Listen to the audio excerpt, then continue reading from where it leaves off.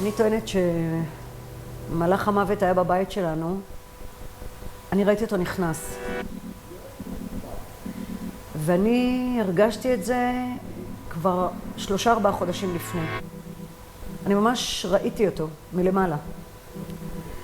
ואנחנו נסענו לסין, לחופש, וחזרנו ופתחתי את הדלת, זה היה 2 בלילה, באוגוסט, 4 חודשים לפני המקרה, ואמרתי, מיקה, ממש פתחתי את הדלת ואמרתי, את חייבת ללמוד להיפרד מהבן אדם.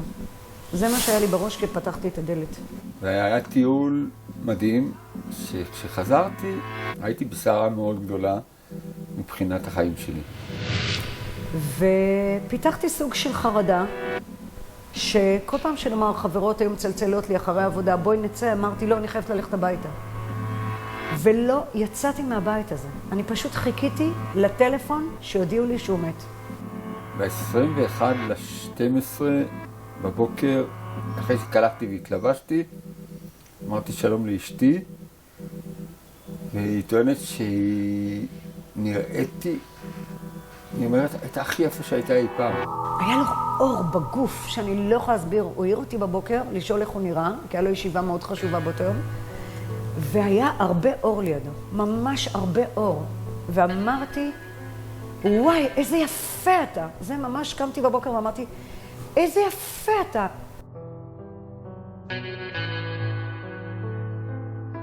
אני הייתי מנהל בידיעות אחרונות, והיה לנו יום שנקרא יום של קידום מכירות.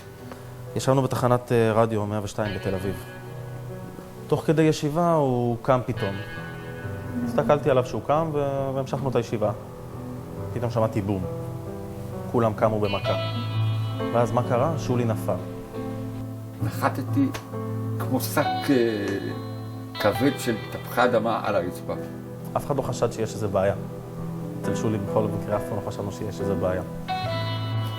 ונפלתי על הצד השמאלי של ראשי, על המדרגות, ושם כולם איבדו את העשתונות. ב5 אני יושבת בעבודה, ופתאום אני מקבלת בגוף מין כאב שנכנס לי מפה, וממש עד לפה. זהו, הוא לא עובר והוא פה. זהו. פתאום ראינו אותו שוכב על הרצפה, בלי הכרה. יש לי צמרמורת עכשיו שאני מדבר. למזלי, בעמדת שידור ישב באותו זמן שדר בשם שרון טייכר.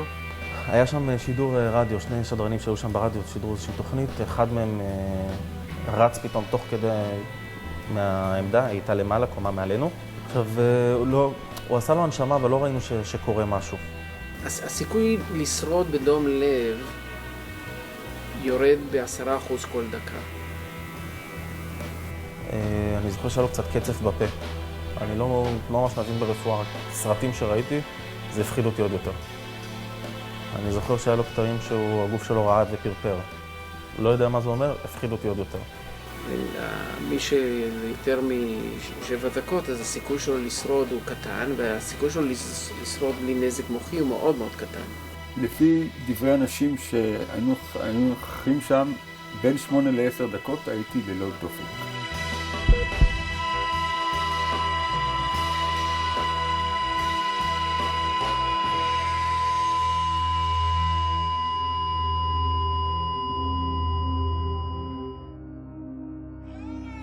מבחינתי, שורה תחתונה, בן אדם כמעט שעה שוכב לי שם על הרצפה ומנשימים אותו. זהו, זה היה הלם טוטלי, אני זוכר שאז גם התקשרנו לאשתו של שולי. הוא אומר לי, גברת רפפורט, את חייבת להגיע הכי מהר שאת יכולה. המצב לא טוב. אמרתי לו, מה זה לא טוב? הוא אומר לי, גברת רפפורט, לא טוב. מהר ואסור לך לנהוג. תבטיחי לי שאת לא נוהגת.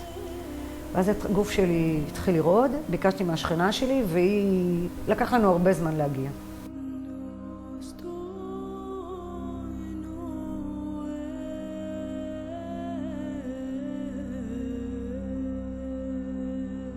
אני זוכר שנכנסו לחדר של הרופא. היו שם, עוד פעם אין לי תחושה של זמן. מבחינתי, המון זמן הם היו שם. והרופאה התחילה לבכות. התחילו לרדת לי האסימונים, והיא אמרה, תשמעו, אנחנו לא יודעים מה קרה. אין מושג. עשינו לו סיטי בראש, אין לו קריש. הלוואי והייתי יכולה לומר לכם מה קרה. אין מושג. תישארו ביחד. תאספו את עצמכם ותישארו ביחד. יש 48 שעות שאתה בכלל לא יודע אם הוא יתעורר או לא יתעורר.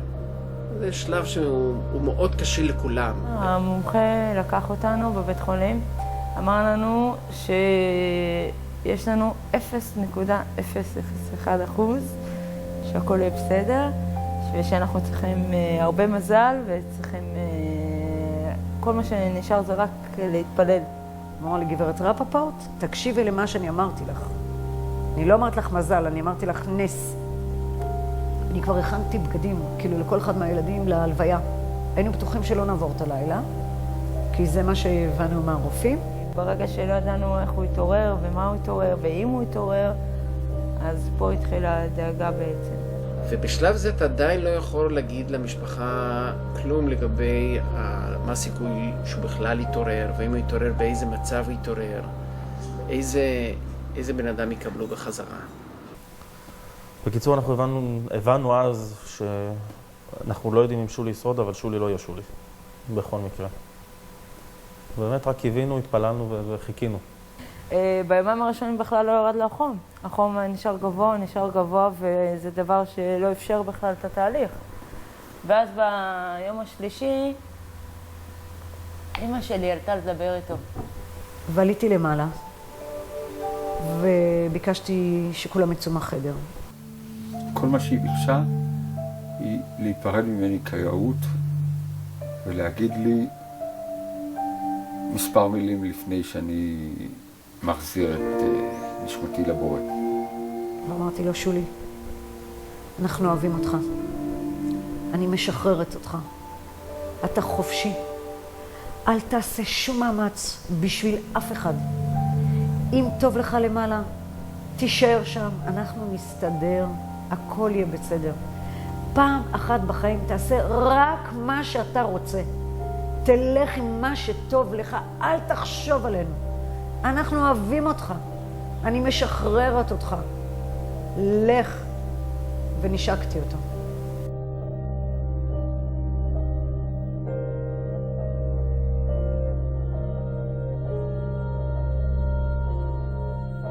הייתי בתוך פרוזדור לבן ארוך. בפרוזדור הזה חלפתי על פני דמויות כשאני לא זוכר שראיתי רגליים, אבל זכר את עצמי נע בתוך פרוזדור. התנועה היא תנועה של קדימה, בלי לדעת באיזה צורה אתה נע. בלי לדעת מה מניע אותך. אתה לא בדיוק יודע מה מזיז אותך, אבל אתה נע. ובתוך אותו פרוזדור ראיתי דמויות שהכרתי שהן לא חיות. ראיתי את אמי, זיכרונה לברכה. וראיתי את דמותו של רבי בז'ינסקי, שהיה חברי והתאבד בגיל 19, כשהיינו בצבא. ואז הגעתי, אחרי שנעתי בפרוזדור הזה, לתוך מבואה או מקום יותר גדול, מין אולם כזה, שבתוך האולם היו משהו שהוא מעל 20 איש שישבו או שהו מולי שאני עצרתי. צדדיי ישבו שני אנשים, אחד מהם לקח לי לא מעט זמן להבין ולהסתכל בתמונות, היה סבו של אבי, שעל שמו אני קרוי. הוא ישב לימיני עד כמה שאני זוכר, ולשמאלי ישב אדם שהפנים שלו היו לי מוכרות,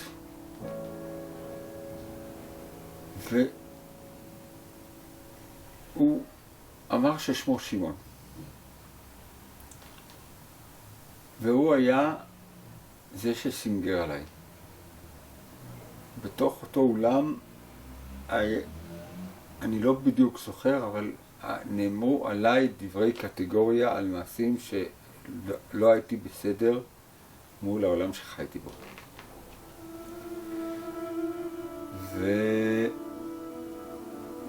ושמעון לימד עליי סנגוריה בלהט שאני זוכר שהיה פשוט מדהים. ואחרי שהוא גמר את דברי הסנגוריה, אמר לי האדם שנראה לי שהוא היה הבכיר ביושבים שם, משהו כמו אב בית המשפט, אמר לי, החלטנו לתת לך את האפשרות להישאר פה, העולם פה נפלא. יש לך את האפשרות להישאר, אבל אם אתה רוצה לחזור, אנחנו מאפשרים לך לחזור, מבטיחים לך שלא תהיה חולה בלב ותחיה לפחות דור. אחרי 36 שעות, צוות בית החולים העיר אותי ביוזמתו. אני שמרתי את הסיפור של הלב כי אמרתי, וואלה, נחכה לצנתור. וכשהוא יצא מהצנתור והרופא אמר לי, תקשיבי, אני לא יודע מה קרה פה. לא שרירי לב, לא עורקים, שום דבר. הבן אדם לא חולה לב. והאמת היא שגם אחרי כל הבירור שעשינו לו, אנחנו עדיין לא יודעים למה קרה, מה שקרה לו. עכשיו שתבין, אין מצב בעולם. שולי לא בא ממקום שמישהו היה חולה לב. אין לנו חוץ מהקמול בבית כלום. שולי לא לקח כדורים, אפילו לא דקסמול, גם אם הוא היה מצונן. אין אישיו של מחלה. אין, זה לא משהו שאנחנו התנסינו בו, לא משהו שאנחנו יודעים, לא הכרנו בתי חולים. כלום. אין מצב אם הוא נפל באותו רגע ואיבד את ההכרה, וחזר להכרה ביום חמישי, ושהוא אמר לי, אם אני ארצה, עם החלטה שלי אם אני אחזור, הם יסדרו לי את הלב, הלב שלי נקי, ואחרי 10 ימים יש צנתור והלב שלו נקי, אין מצב.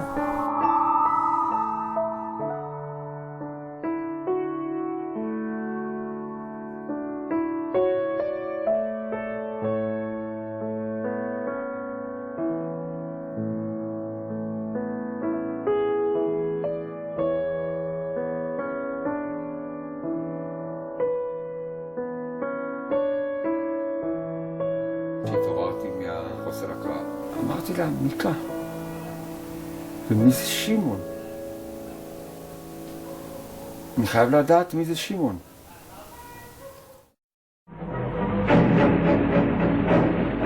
השעה 10:53, כוח שריון של צה"ל נכנס לפני כ-50 דקות, ובכך החל למעשה המבצע שהתגלגל מעתה ועד סיומו עדיין אינו ברור. איש אינו יכול לשער מראש כיצד יתפתח מבצע צבאי, כשם שאין לדעת לאן יתגלגל כדור שלג.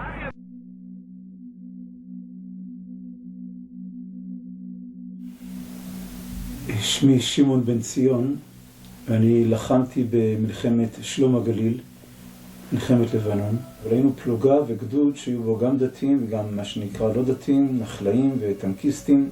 כל עם ישראל, כמו כל גדודי הצבא, כמו כל חיילי צבא ישראל. ותמיד יש קצת מעין, מתי אפשר להתחיל את האימונים? אז הדתיים אומרים צריך קודם להתפלל שחרית וכדומה, או מתי צריך לעשות הפסקה ומה הזמן האחרון למנחה, לפני שיורדת החשיכה וכדומה. תמיד ידענו, וזה היה לי יתרון כי זה היה אצלי בטנק, שיש אדם שהוא צדיק, וזה שמעון בן ציון, שאף פעם הוא לא יעשה מניפולציות בעניין הזה. שאם שואלים את שמעון אם אפשר להמשיך באימון ולהתפלל אחר כך, התשובה תהיה אמיתית וברורה, אבל לא מטעמי נוחות. שלום רבפורט, אחד מהמפקדים של הצבא, של המחלקה שלי, מחלקה מספר 1. מבחינת תפיסות העולם, מבחינת תחומי ההתעניינות, היינו רחוקים זה מזה. אם אני קיבלתי את תורתי מתוך ספריו של הרב קוק, שלום קיבל תורתו מפילוסופים כמו ז'אן פול סארטר ועוד. והיה בינינו תמיד קשר נעים וטוב, אבל שלא התפתח מעבר לאמירה של שלום שלום, או מה שלומך, היא לא היה בינינו הרבה משותף באותם ימים. לכולנו זה היה חדש. זה לא... זה נראה היום פשוט, כי זה מהלך שעברנו, אבל כשאתה חווה את המהלך הזה של לעבור מאדם מן היישוב שחי, עובד, אוכל, צוחק, מבלה, לומד, למצב שהוא מצב של מלחמה, שבו יש מצבים משתנים שיש בהם סיכון חיים, זה לא מצב שהוא אדם רגיל אליו. ביום רביעי בערב באזור ציר ביאנור הגענו לאיזושהי פתחה של עמק, כשאני הייתי הטנק המוביל. קיבלנו פקודה להיכנס לתוך העמק ולהמשיך בתנועה שלנו. אני ראיתי אורות מנצנצים על הרכסים מולנו, ועצרנו למעשה בפתח של הבקעה ההיא. התחלנו להתקדם, ופתאום היה מטח של טילים ופגזים, ונסענו אחורה יותר מהר מאשר לנסוע קדימה. מכשירי ראיית לילה היו אז מאוד מאוד דלים, ולא אנחנו פגענו בהם ולא הם פגעו בנו, אבל הצלחנו חלק גדול מהכוח הסורי להבריח בלילה באש שהייתה קרובה להיות מדויקת וכמעט פגעה בהם. גם הם ירו הרבה טילים וסגרים ופגזים. ברוך השם שלא נפגענו בלילה. אמרו לנו שאיך שהבוקר יתקרב אנחנו נצטרך להתקדם הלאה, וקדם הלאה פירושו להיכנס למגע. למדת להשתמש בכלים, אבל אתה הולך בפירוש ברצועה הבאה של חייך להשתמש במה שלמדת כדי להרוג. זה לא דבר טבעי שאדם עושה בדרך כלל.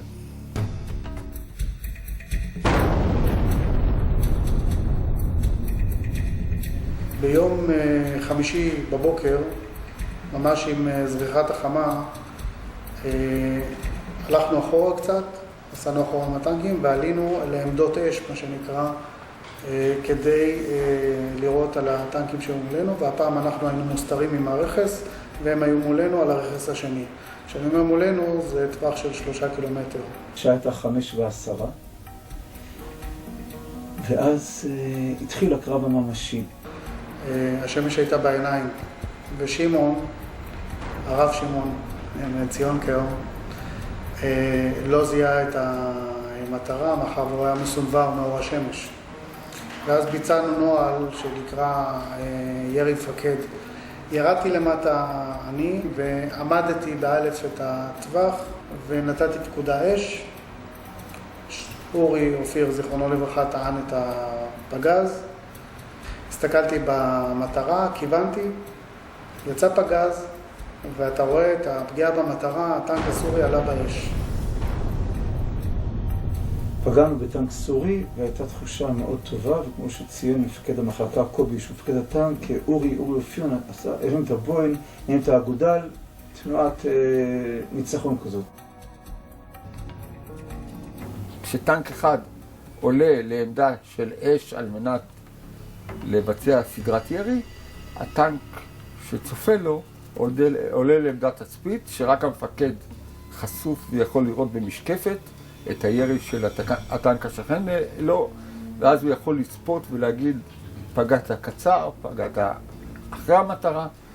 ואז שלום רפפורט, סמל המחלקה 1ב', היה מקום רק לשני טנקים על הרכס הקטן הזה.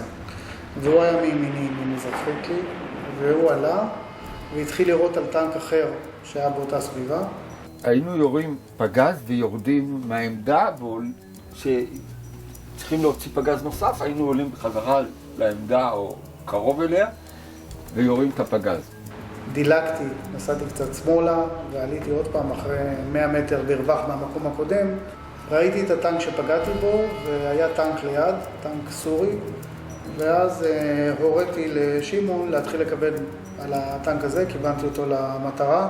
איך שהוא ירה את הפגז הראשון, אני זיהיתי יציאה של פגז מכיוון של הטנקים הסוריים. הספקנו להוציא 3 פגזים, עד כמה שאני זוכר.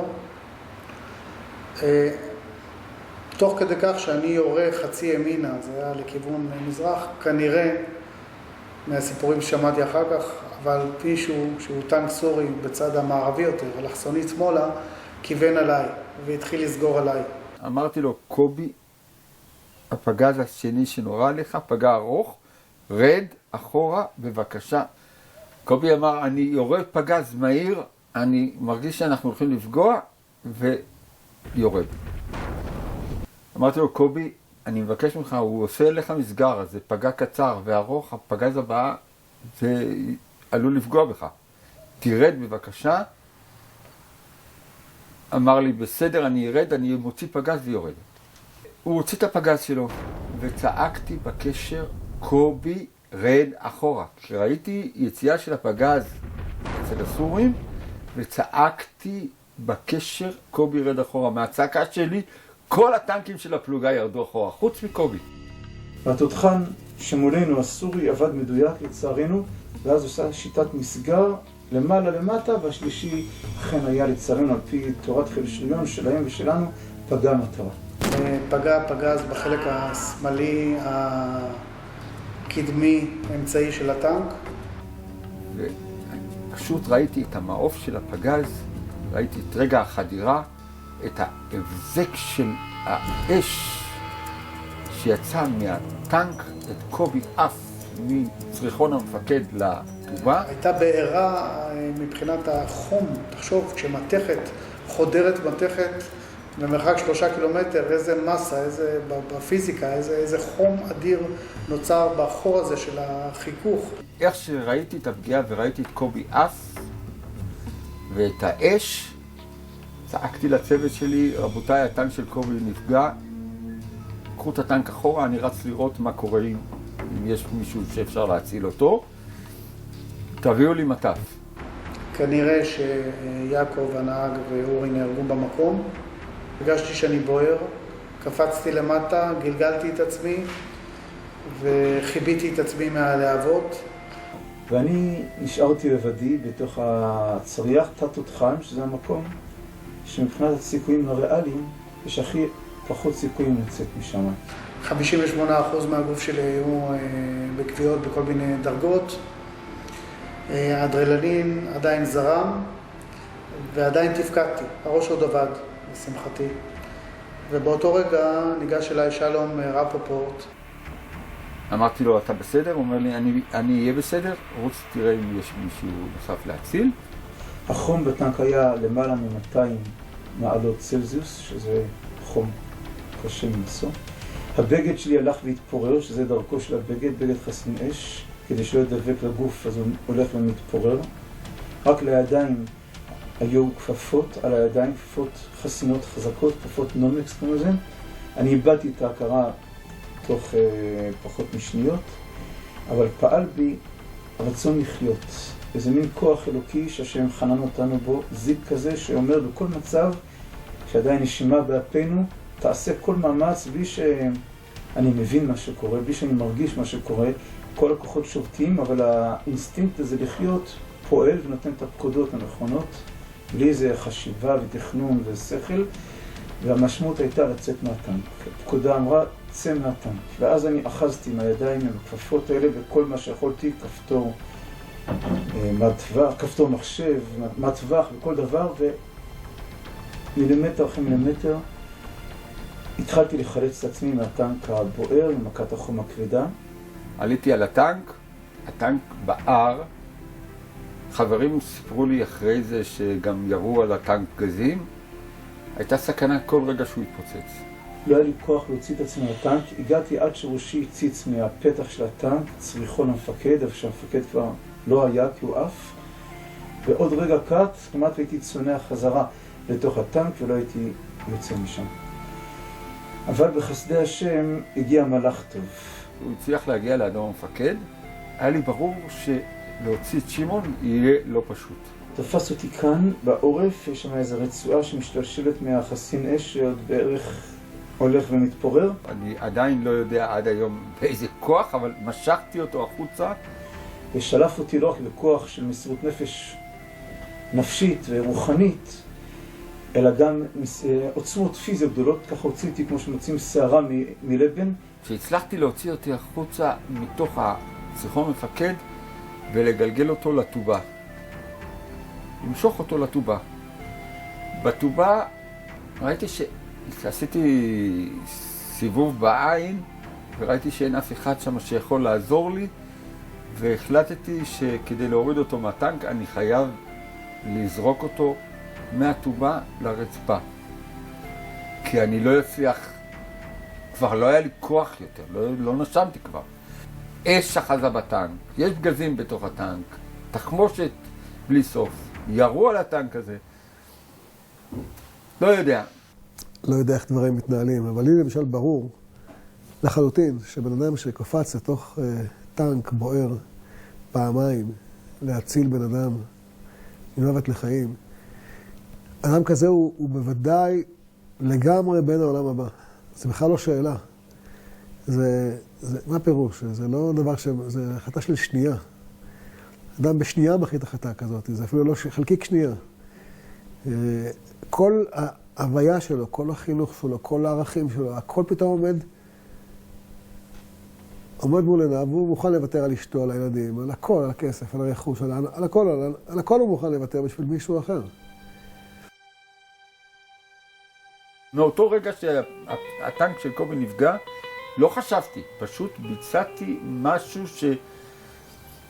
שאם הייתי חושב לפני זה לא הייתי מבצע אותו, כי הפחד היה לא פשוט. מה שאני אמרתי לרב שמעון ולשלום, אני חושב שהנשמות שלהם מחוברות אחת בשנייה. נדבקו בעקבות האש הזאת. וכדאי שהם ישבו יחד וילמדו. אני גם אמרתי להם שכל התורה שהרב שמעון מלמד בשמיים נרשמת על שמו של שלום. כי אילולא ששלום היה מציל אותו, איפה היה הרב שמעון היום? הפגישה שלי עם שמעון לא הייתה יכולה להתקיים עם שולי הישן. הפגישה שלי עם הרב שמעון בן ציון יכולה הייתה להתקיים רק באני החדש שלי.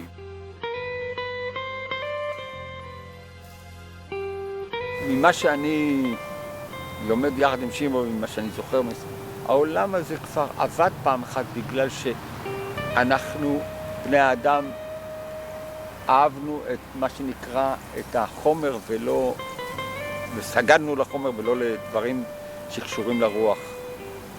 לדעתי אנחנו חיים היום בעולם שסוגד לחומר ופחות סוגד ופחות חושב על הרוח ועל העוצמה הפנימית ועל הנתינה ועל האהבה ועל הדברים הבסיסיים שמרכיבים אותנו כבני אדם. וחבל. אנחנו צריכים לחזור לשורשים, אנחנו צריכים לחזור לדברים הבסיסיים שלנו כבני אדם.